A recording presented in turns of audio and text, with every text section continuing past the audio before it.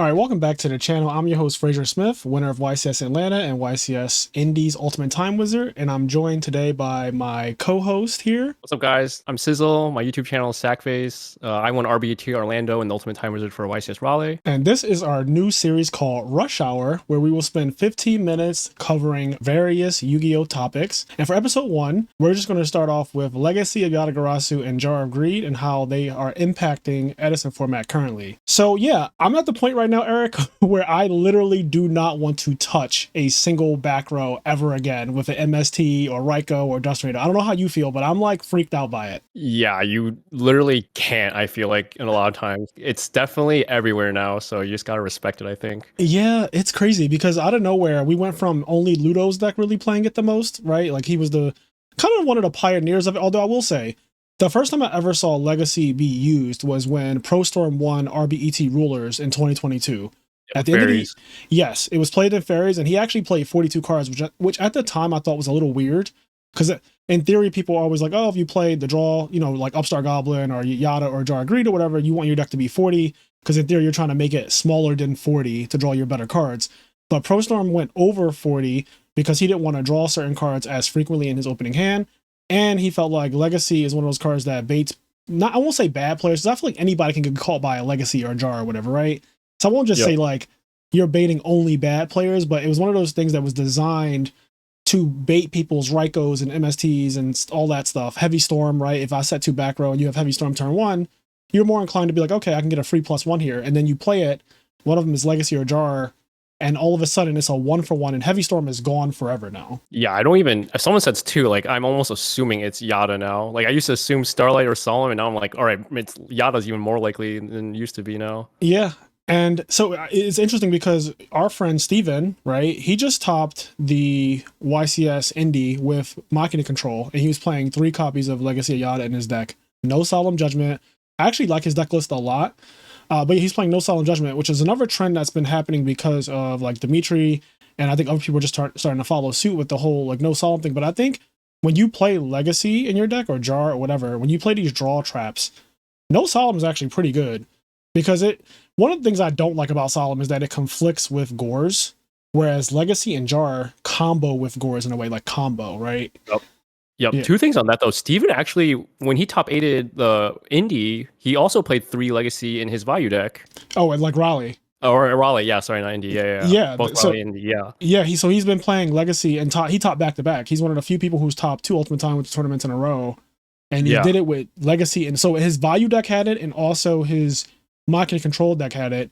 So it's like you get this guy a Hamster Kokaios that can put 3 Yatas in it. He's going to top your event, basically. Yeah. And then, the No Solemn, like, you bait heavy now with Yata, so you don't need to waste half your life hitting Solemn. And like you said, it combos with Gores, but also there's less confliction now because you're not playing Solemn. Yep. So it's like a double whammy. So it's just, there's definitely a lot of, pros to it. One of the things I was always worried about in the Vayu mirror match, because I'm sure that there's a lot of them, like you probably play Vayu mirror matches several times every single tournament these days, and I can't wrap my mind around going second in the Vayu Turbo mirror match when they set their Raiko first, or like presumably it's Raiko. If you set a monster, everyone's mind just goes Raiko. So they go first, they set a monster. I always thought it was weird in the mirror match that like you're supposed to set your own Raiko now? Like that just seemed always bad to me. Like, I'm not a Vayu player, right? But I understand the game of Yu-Gi-Oh! So I never liked the idea of having to go second and set a monster. And that, you know, I see people do like summon Vayu attack and then hope that it's not hamster. Summon Armageddonite if you have it. Again, hope that it's not hamster. But then that's where hamster punishes you so hard for doing that. But Legacy of Yata Garasu just solves that so well because you can actually go set it and pass. And, you know, a good opponent is like, all right, well, this guy didn't just blatantly set a non-chainable card into my face down monster, but depending on what your opponent does after you set Legacy and pass, it can kind of give you information as the person who set the draw trap, right? Because if they don't flip it, then you're like, okay, it could just be like hamster and they don't want to reveal it because people don't really like flipping their hamsters, I think. But it also could be Raiko and they're overthinking it and like, I don't want to flip this Raiko and it be a chainable because it seems obvious that it's a chainable. And you could just sit there for a little while, like, all right, let's just play this game. Like, I'm fine with that until you commit more cards to the field. Yeah, exactly. There's definitely going to be a lot of mind games. And as for the setting Raiko in the Vayu mirror match, like I'm always trying to summon, you know, like you said, Vayu, Armageddonite, preferably Card Trooper, Sirocco. Yes. And that now, like, if it is hamster, like that sucks. But then I can set the Yata and bait the Raiko Yeah. and see like because in that situation they have to do something. Yeah. They can't just yeah. You know what's interesting? So I'm a frog player, right? And one of the things that I do a lot is go second against value. I lose the die roll, and the value player goes set a monster, set a back row pass, and I go summon swap frog, sentry one frog, bounce, go, and it is so awkward. Yeah.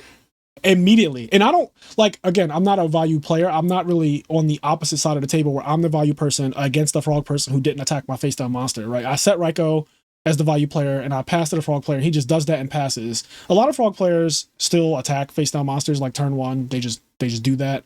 And you played against me at Ultimate Time Wizard Indie and you know how I am. So I'll do that play and it's so funny to watch like you guys kind of squirm a little bit because now you just have this set Raiko chilling. That what are you going to do? Like not flip it? Okay, you're not going to flip it just the middle three. So it creates a catch-22 situations. Like this monster is just awkwardly normal now. Like it's a normal monster. It's so bad because now I'm like I'm gonna get Kai'd and like lose the game. Like and the only thing you're really worried about is Greffer 4000. Like that's correct. That's the only thing you care about. Like if they don't do that, you are in such a chill spot. Yeah, and Yata is now being played in frog decks, which creates an interesting dynamic because on one hand, it's a good thing that like frogs can put a card on the field and make you flip the Raiko, just in case I don't have the Kai'd, right? I only played 3 Kai'd and 1 Ryza, so it's not like I have the world's amount of monarchs.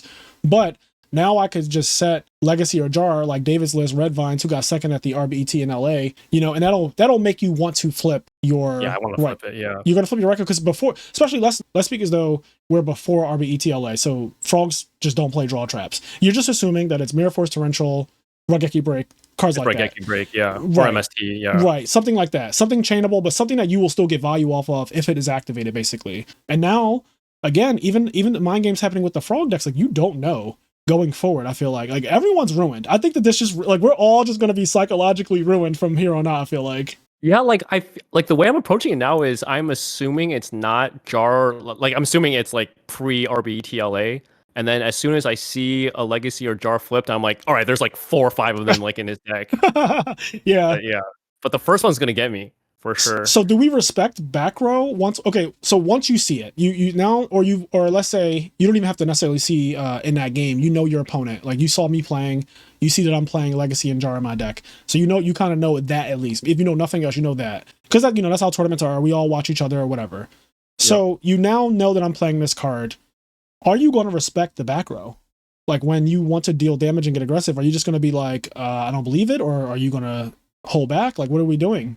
Yeah, of course it depends on the situation, obviously. But like, it's funny because Hector, 1819, the guy who won LA, he goes to my locals. He's been playing this brew for like a while. Really? Yes. So I know so whenever we play locals, I know he's on like the 6 draw cards. Yeah.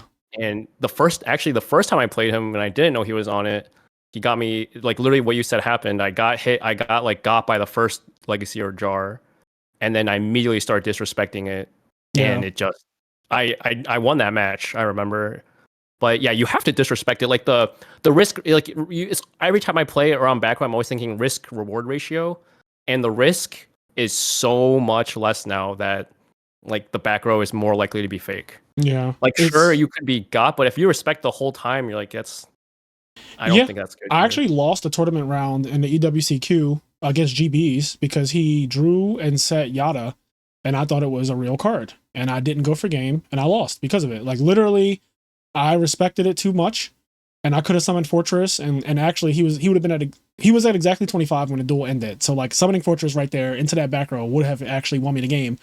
But the knowledge that I know now is like, okay, in that situation again, I'm summoning that Fortress, right? Because I just have to assume that it's not real. And I think that a lot of people are going to start to have to do that. And what's going to happen, it's going to suck too. This is going to suck for all of us. Sometimes it's just going to be Mirror Force or Torrential or worst case. It's going to be one of those worst case scenario cards because you can't actually read it that well immediately. Like it takes, reads take time. You got to test. I test back row, right? Like I test, if I do frog stuff, and I haven't done anything that can get bottomless for a while, and you're playing Value or Black Wings or any of those decks, I start to say, okay, that's just clearly bottomless, and I haven't given you something to do. I did Substitute, I did Swap Frog, haven't summoned the Monarch yet, right? Even sometimes summoning Stratos, people don't want to bottomless it for whatever reason. So like, I test back rows as I'm playing, I look for torrential points where they like might want to do it when I'm substitute comboing or whatever, dupe lock up. I'm like, okay, if it's torrential, he'll probably do it here. And so Jar and Legacy, it's kind of good players are really good at like concealing what it is for a while, I feel like, because they just have the restraint to not play it. I do see people who are not that good. They'll just kind of like get to their draw phase and immediately start flipping their legacies and jars because they just want to see new cards. I think there's a balance to it. Yep. Yeah, you can't just stay there forever, else you're consistently -1, but you have to know when to flip it for sure. And like Steven was also saying, like, Legacy was so good for him for that reason because he would set 2 back rows, and then the opponent has to start respecting cards, and he gets an extra turn or 2 because of that. I can see that happening too. I mean, he's a really solid player, also a good deck builder, clearly, because I don't think Legacy was played in Machina Control or Value that much. Not at 3. Now, we know Dimitri, I believe, won the format libraries Edison World Championship last year with Value, and he was playing Icarus Attack, and I think he was playing Legacy Yata Garasu in his deck as well. He's playing 2, yeah. He's playing 1 or 2 Legacies for sure. Right, so it's been done before, but it's definitely the least common build of the deck, right? Like, since then, we've had OG win with, like, the Deck Devastation Virus in the main deck. We've seen other people play, like, the Icarus Attack in the main deck. Solemn and no Solemn has happened. But I don't really see the Legacy thing taking off that much lately with Value lists that have topped. But I think now, like, going forward, we're just seeing more and more of this. And this is becoming, like, GOAT format, because I think that they have this exact same thing happening in GOAT format. Where, like, yeah, it definitely happened. Yeah, it definitely happened for a bit where they just, everyone's playing triple jar, and then they realized, well, I need real cards too. So there's like everyone's testing the right ratio, you know? Yeah. Like, I personally think 6 is way too much. Yes. That's what HT19 plays, right? Does he play 6? He plays 6, and like, he won the whole thing. I can't say anything, obviously. Yeah. He's the GOAT now. But I personally think after playing him, and I was actually playing a guy like 2 days ago that was also playing 6. And what ends up happening is you open 2 to 3 draw cards in Blackwing, and you have no pressure early. Right.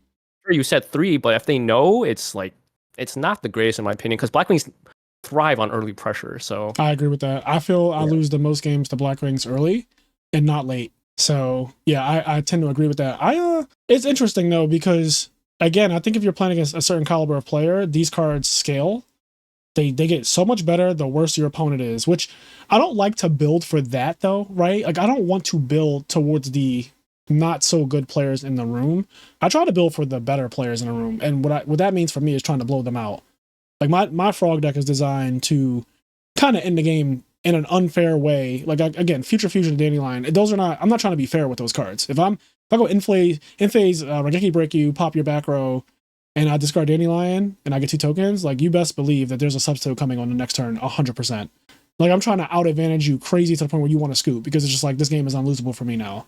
1-for-1 Dandy turn 1, Future Fusion Dandy, Summon Junk Synchro, like all these crazy, I have some crazy turn 1s that I've done because my deck just has like this extra little ceiling to it. And so I build with that philosophy. And when I feel like I look at Legacy and Jar, I think it's a great parlor trick when people don't know it. Like, I think that David getting second, and he really could have won the whole event. We were watching it together. Him getting second with that list makes perfect sense to me, because I feel like the first time that's played, it's so strong when no one is expecting it. Like, I think I would have lost to him that day if we had a mirror match, because he's playing like Tragodia and the draw traps. And I don't know where this is going, right? Like, and I'm looking for discard traps, but he doesn't play any. Yep. You know what I mean? Yeah, so, at the time, so you're playing around it the whole time. Yeah, it's really, really bad. And when the frog set 2, you're probably like, oh, like, he's not gonna have Treeborn next turn for sure. If I like pass, yes, but, like, he flips double jar and then just gets Treeborn back. Yeah, it's a mess. It is. Have you tested it at all in Value Turbo yourself? Like, have you tried it? Yeah, like, I've actually was trying it before, because I was talking to Steven about it, and I was asking him like, yo, how good is this card? And he's like, it's really good. I don't know how he gets away with it, because if I mill 1 Yata, like, people start like just disrespecting all my trap cards. If I don't have it, they just like win. So, but you have real traps, and see, this is the thing. Value is a deck that plays real traps, like, actually. So I don't think that they could fully just go full tilt and say, oh, it's not Deep Prison, it's not Mirror Force, it's not whatever, because you guys play triple Deep Prison a lot, double Bottomless, Return, like all these, you guys play real traps. And a lot of them. That's the thing. Once you fit in the Yatas, what are you taking out? Yeah, that part I don't know. I actually don't. Like, I think Solemn is an easy one. Solemn, easy minus out of the deck. I don't know the other cards though. Like that would be a conversation. I took out real traps, and now I'm playing less real traps, which is Yeah. kind of weird.